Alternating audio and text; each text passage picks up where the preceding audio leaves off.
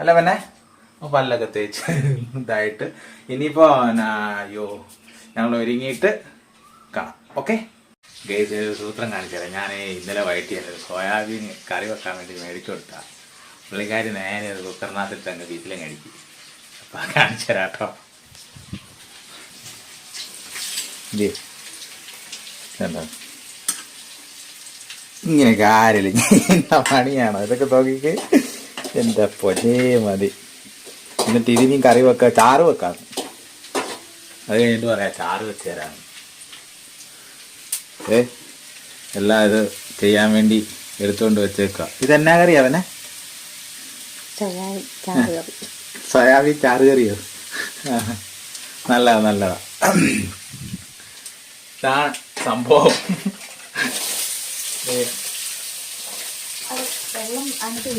വെള്ളം വീഴുമോ?